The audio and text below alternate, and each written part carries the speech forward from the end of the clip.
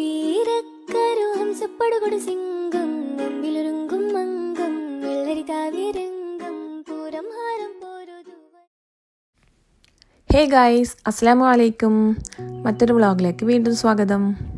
ഈദിൻ്റെ തലേന്നുള്ള night out വ്ളോഗാണ് ഇത്. എല്ലാ വർഷവും ഫെസ്റ്റ് നടക്കാറുണ്ട് റമദാൻ്റെ. പക്ഷേ ഇപ്രാവശ്യം പോവാമെന്ന് വിചാരിച്ചിട്ട് ഫസ്റ്റ് മുതലേ ഓരോ തിരക്കിലായിപ്പോയി. ലാസ്റ്റ് ഇത് അഴിച്ചു മാറ്റുന്നതിൻ്റെ മുമ്പ് ഈദിൻ്റെ തലേന്നാണ് ഞങ്ങളിവിടെ എത്തിപ്പെട്ടത്. നോമ്പ് തുറന്ന ഉടനെയാണ് ഇത് പോയത്. അതുകൊണ്ട് തന്നെ കാര്യമായിട്ട് ഞങ്ങൾ ഫുഡൊന്നും കഴിച്ചില്ല.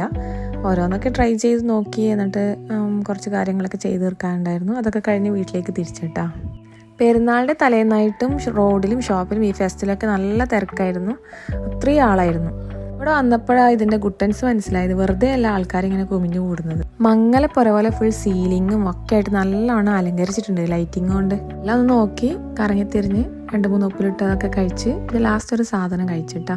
അത് ഞങ്ങൾ എല്ലാ വർഷവും അവിടെ പോയാൽ കഴിക്കുന്നതാണ്. ഇവിടെ ഒരു പ്രത്യേക ഐറ്റമാണ്, നല്ല ടേസ്റ്റാണ്. ഇതാണ് മട്ടൻ അലിയും. നല്ല ടേസ്റ്റ് ഉണ്ടായിരുന്നു, അടിപൊളിയായിരുന്നു. എത്ര തിരക്കായാലും പെരുന്നാളിൻ്റെ തലേന്ന് ഇങ്ങനെ നൈറ്റ് ഔട്ടൊക്കെ പോകുമ്പോൾ നല്ല രസമാണല്ലേ. ഇത് കഴിഞ്ഞ് നേരെ ചെറിയ ഷോപ്പിംഗ് ആണ് കേട്ടോ. ഒരാളുടെ പാൻറ് തപ്പിയിട്ട് നടക്കാൻ തുടങ്ങിയിട്ട് കുറച്ച് ദിവസമായി. ഒരു സ്ഥലത്തും ഇല്ല ഇവൻ്റെ സൈസ്. ചെറിയ ആളുടെയാണ്, ഐദുവിൻ്റെ. നമുക്ക് ഇഷ്ടമാവുന്നത് കുട്ടികൾക്ക് ഇഷ്ടമാവുന്നില്ല, അവർക്ക് ഇഷ്ടമാവും നമുക്ക് ഇഷ്ടമാവുന്നില്ല, അല്ലെങ്കിൽ ഇഷ്ടപ്പെട്ടത് സൈസ് ഇല്ല. ഇങ്ങനെ കുറേ തപ്പി നടന്ന് ലാസ്റ്റ് എല്ലാം കൂടി അങ്ങനെ ശരിയായി. അങ്ങനെ വീട്ടിലേക്ക് പോയി. വീട്ടിലെത്തുമ്പോഴേക്കും 9 മണി ആയിട്ടുണ്ടായിരുന്നു.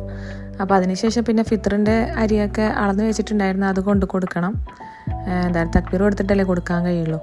അങ്ങനെ അതിൻ്റെയൊക്കെ തയ്യാറെടുപ്പിലാണ്. പിന്നെ അരി കൊടുത്തതിന് ശേഷം നാളത്തേക്കുള്ള ഇറച്ചിയൊക്കെ ഇന്ന് വാങ്ങി വെച്ചിരുന്നു. അപ്പോൾ അതൊക്കെ കഴുകി വൃത്തിയാക്കിയിട്ട് വെക്കാമെന്ന് വിചാരിച്ചു.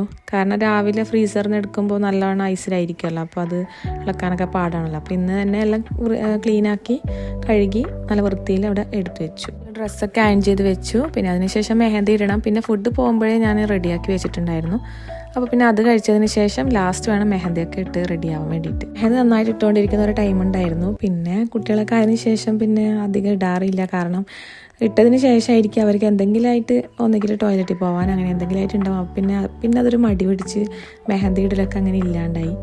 ഇപ്പോൾ പരമാവധി ഇടാറുണ്ട്. മെഹന്തി ഇടാനും ഇട്ട് കൊടുക്കാനും ഒക്കെ ഇഷ്ടമാണ്. പെരുന്നാളിന് പിന്നെ മെഹന്തി ഇടാതെ പിന്നെന്ത് പെരുന്നാളല്ലേ. അങ്ങനെ വീണ്ടും പൊടി തട്ടി മെഹന്തിയൊക്കെ ഇടാൻ തുടങ്ങി. അങ്ങനെ ഇപ്പോൾ രാത്രി 1 മണി ആവാറായിട്ടാ. ഞങ്ങൾക്ക് ഉറങ്ങാൻ ലേറ്റായി. അപ്പോൾ ഇൻഷാ അല്ലാഹ് പിന്നൊരു വ്ളോഗായിട്ട് വരാം. ഇത് വൈൻഡപ്പ് ചെയ്യാനുള്ള സമയമൊക്കെ. Tata bye.